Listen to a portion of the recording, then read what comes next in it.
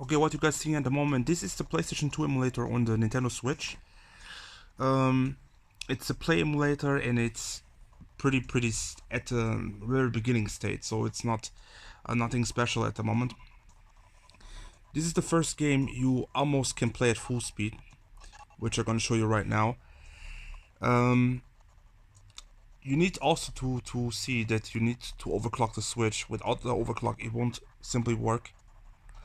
In my case, I overclocked the Switch to almost the fullest. It's running at 2.0 and it's running at the full range on the GPU overclock also. As you see, we are reaching 45 FPS on the character selecting screen, which is like almost smooth playing without any kind of issues. I'm gonna take some characters now so you can see the result. Sometimes it will go down to 30 FPS, sometimes it will go down to 29, but it also will reach to 55 to 50 FPS. So the game is definitely playable in that certain state of the emulation.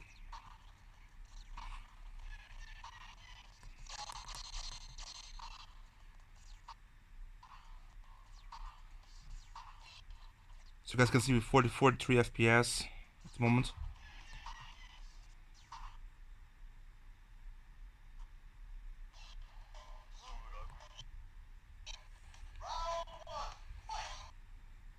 Now you see we have some kind of stock, which is just at the beginning of the fight. Once the fight reaches like a certain point, you can see for yourself that it's running pretty stable, and it's reaching 41 FPS at the moment, 51.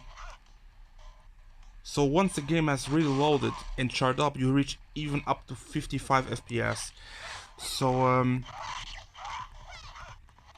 as you guys see, the game is fully playable on the Nintendo Switch without any kind of issue. That is very early progress of the emulation, so I really hope that for the future that you will get some better steps to emulate other games. I also tried games like Tekken 4, and Tekken 4 reaches 10 FPS. Gran Turismo 3 goes in-game, but reaches also around 10 to 15 FPS. There are some Japanese games, JRPG games, which also reach 30 to 35 FPS, which runs pretty smooth, but they stuck at the loading screen. So you guys can see here that the King of Fighters is running with 56 FPS, and it's definitely playable.